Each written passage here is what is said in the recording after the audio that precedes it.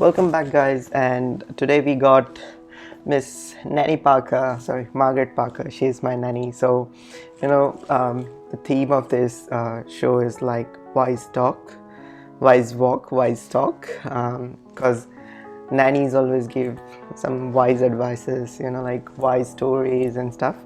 So, today we got our nanny to talk on some positive things in life because we need it in this day-to-day life because situation comes and we feel depressed and these all are kind of negative feelings, right? So I'm here with my nanny to get a wise advice from her and see what she got for today. So nanny, what we gonna talk on? I think we're going to talk about positive awareness, aren't we? Wow, we need it. Yes. Really, we need it. Yes. So what's the positive awareness? Basically, the awareness that is the most positive of all is the awareness that I am a soul, that I'm a spiritual being, and that everything I need, I actually have already. That sounds good, but isn't it quite tricky to get into that awareness? Don't you think like it's quite hard when you are in day-to-day life, like dealing with different people with different mindsets? It becomes more hard. How can I put it in words? Like it's really difficult to be in that awareness. So how you can take us to bring that awareness back? I think it takes practice for a start off. We really need to develop the practice of turning our minds within and really connecting with who we really are. Because, as you say, a lot of the time we're dealing with people outside, we're dealing with different situations, sometimes difficult situations, and we can get caught up in the drama of another person's problems. Whereas what we really need to do is to take time out to connect with ourselves. As I was saying, everything I need, I actually have within me. So why is it that I'm not experiencing that?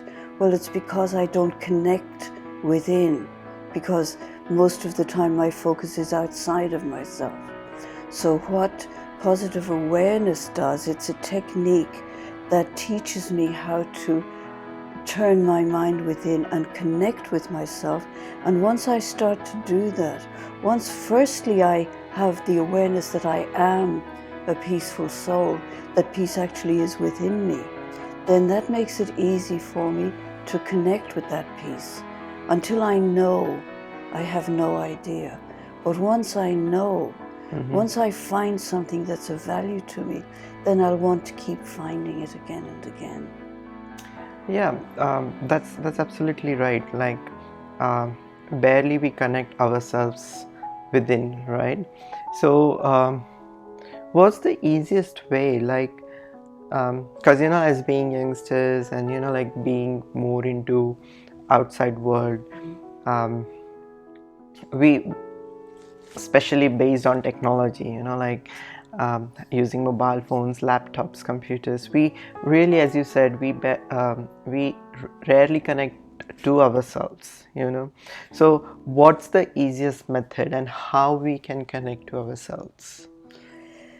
I think the first step is focusing on our breathing, because that's one of the things that will relax the body. And it's easier to connect with the soul when the body is relaxed. Okay. And also the actual act of focusing on the breathing automatically turns my mind within. And the relaxation, as I say, helps to just let go of that concept of the body and everything to do with the body, stresses of life and stresses of relationships. And when I focus within, then I actually do connect to that peaceful part of me. So is this a first step towards positive awareness? The first step is knowing that that peace lies within me. Okay. That's the awareness. So the second step is, how can I access it? Okay. So you were mentioning about technology and apps and things like that. Well, actually, we can use that to our advantage, because many times we can connect with an app, we can download an app that will actually teach us step by step how to meditate and how to connect with the self. So in a way, technology is our friend rather than our Just enemy. like you, techie nanny. To audience, my nanny is really techie. Okay, she uses iPad for her diaries, and like, so she is more techie. So I called her techie nanny. Yeah, yeah, definitely nanny. I know we should use the technology in worthwhile way. So talking about positive awareness, as you said, we should connect to yourself first, and that's how we begin to that's how it starts shifting our perspective, um, to look at the situations or to look at the life, right? Yes. So what's the second step we need to uh, take towards positive awareness? I suppose one of the things that people want most of all in life is relationships. They want to have good, positive relationships. And often we can spend our time searching for the ideal relationship out there, because this is what we think will make us happy. But positive awareness actually teaches me that the happiness I'm seeking I actually have within me. And we can often have the idea that love is something that I need and that I get. When I really connect with the loving part of myself, I realize that love is something that I have and that I give. And just that shift in awareness, that shift in focus will actually help us to develop relationships that are meaningful and valuable, because I've stopped searching, I've stopped feeling needy. I know my strengths, and I know that because I have those strengths, I can actually share them with others. Yeah, that's absolutely fine. But Nanny, nowadays, like, people are more into fashion and like more outwardly world, where they do care about how they look and what they wear and how they can be presented in like in public. So there are many concepts being arise, like body shaming and stuff, which left out the feeling of love towards yourself. So what would you tell about that? As you said, the first thing was connecting to your inner self, right? Then second thing was bringing positive awareness in relationship. But as you said, that to bring positive awareness in relationship, you should start loving yourself first. That's what you said, right? Yes, Yeah. yes. And these concepts of being like fashionable, or being point of attraction in public, or like how I look and how I dress, I feel like that makes people not to love yourself, because there again concept comes like a body shaming and like kind of stuff. So what are your thoughts on it? How one can start loving themselves apart from these aspects? I think it's a gradual thing. It really is. And again, it takes practice. But I think the more I realize the power of my own self-talk, that has a very powerful influence on me. And sometimes, especially before I started practicing positive awareness, I would find myself saying things about me: you're no good, you're this, you're that, you're the other. And the mind really accepts that, so that after a while I start to believe that that's who I am, that I'm lacking in confidence, that I'm not really worthy. That's a really big thing, that sense of self-worth, because often we have heard, when we were small children, we have heard people say, oh, you're no good at this, you're no good at that. And that's a very impressionable time. So I take that on board. So I've got these deep habits of thinking negatively about myself. So what I need to do is I need to change the self-talk that I've been used to doing. And I need to start by recognizing that I am a beautiful being, that I am a peaceful soul, that I do have love within me, that I am a loving soul. So the more I actually talk to myself in that way, the more I can convince myself that this is who I truly am, and to let go of those old ideas that I had before. And it's amazing that it happens automatically. After a while, once I really start focusing on choosing the type of words that I use when I talk to myself, because that's what thoughts are. That matters. But underlying that is the awareness that I am a peaceful soul. So it starts with awareness, it starts with knowledge, it starts with knowing who I truly am. And then there's nothing not to love in being a peaceful, loving, happy soul. Yeah. So when I get that, then I can love myself. Yeah, I think that's make really big difference in life if you start thinking in that way. So are these only 2 steps, or there are a few more as well? How else we can bring positive awareness in our life? I think what we need to do is just every now and then as we go through our day, just to stop and just to reconnect with the self. Because again, we can get very, very busy with the great demands that are on our time. But in fact, what I find is that the more we take time out to just reconnect with our strengths, then actually we work more efficiently. Because we're not focusing on a lot of waste thoughts, a lot of negative thoughts, and they actually drain our energy.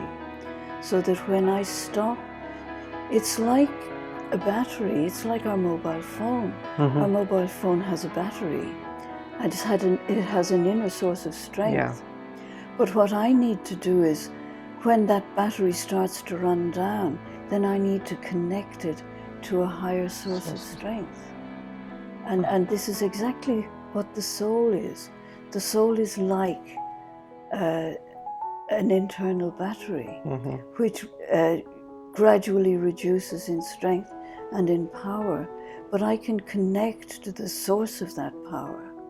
And we have many, many different names that we call that source of power, but just knowing that it is there and knowing that I can connect with it and that I can recharge my batteries helps me a lot. Yeah, absolutely. Yeah, that's really insightful, actually, indeed. Based on what you have been telling and what I am reflecting on in my mind, like on day-to-day like basis, like we meet many people with different personalities and like different mindsets. If, for example, if I want to do anything in office and my colleague is a bit nerd or a bit aggressive and he wants everything needs to be done by his own point of view, like what he exactly needs to do, and that's what somewhere brings me down, and like kind of it's not a conflict, but there's conflict in my mind, like I'm right or he's right, kind of things. So that's what I feel, that that kind of things disturbs the environment of where I'm working, and even my own aura. So how I can overcome that particular thing. It's not about work, like it's all about your family and like being with your friends and being with your brother or anything like that. So how you can bring the positive awareness when these things are happening in your life? I think the more I understand who I am and where I'm coming from, the more I will be able to accept others for who they are, and having the awareness that each one of us is a unique being. And you mentioned a work situation. Well, sometimes there might be in a work situation that you have a bright idea that you're sure will work, and you go to your boss with it, and he's very conservative, and he just dismisses it and says, it won't work, it won't work. Well, the thing to do is to try it out and say, well, can we just try this? And if it doesn't work, then I'll be happy, I'll go away and I won't ask you again. Yeah. And then two things can happen. One of two things can happen. Either he finds out that it will work and hopefully will accept it and take it on board, or you'll both find out that it doesn't work and you'll think, oh, well, I was wrong. We'll leave it at that. Yeah. And then we can go back to the drawing board and look again. Yeah. I think I missed to convey something in that as well. Like, things happen. As you said, we'll work it out or we won't work it out. But sometimes feeling towards that person changes after that situation happens. And like whenever I see that person, I have negative thoughts or negative feeling towards that person. So how I can bring that positive awareness? It's not about just work, as I'm mentioning, because I'm just giving an example for the work related. Sure. But this comes in aspect of every relationships we hold. So how I can bring the positive awareness in that particular thing? One of the most empowering thoughts that we can have is that I actually get to choose the thoughts I have. And I actually get to choose how I respond to any situation. Sometimes we can say, oh, you made me so angry. And in actual fact, no one makes me angry. I choose to respond to something with anger. I could choose equally to respond with compassion or even disinterest. But the main thing is that I'm the one that gets to choose. So when I have that awareness, then again it empowers me. And I remember when I was a child growing up, they always used to say, excuse me, if you feel angry, count to 10. And I think that's a good idea. If we find a situation where someone is coming at us in a very negative way, and that can feel quite threatening actually. But if I just stop, and maybe not count to 10, but just stop and just remember who I am and remember that I can choose, then I'm more likely to choose a positive response. I remember the day we were just talking on coffee, like, yes. If anything happened with you, then you can look toward that person's based on his qualities, not based on what he did to you. So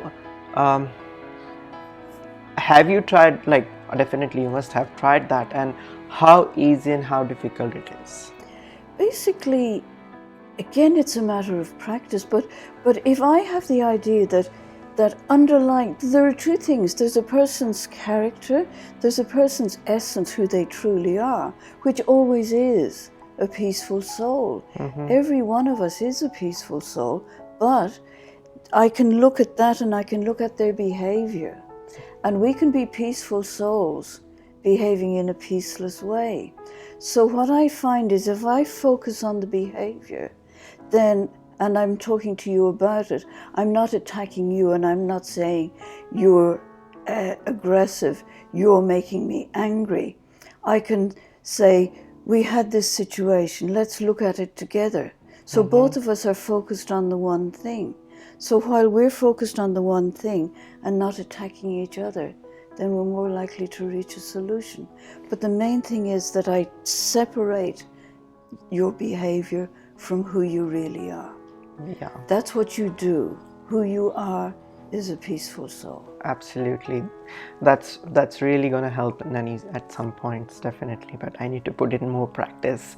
That's for sure. And so what will be your Nanny tip for the audience and for me? What will be your wise tip, Nanny's What I love thinking about is that life is a drama and we're all actors. And if someone is behaving in a very negative way, then what I like to do is think, isn't he acting well?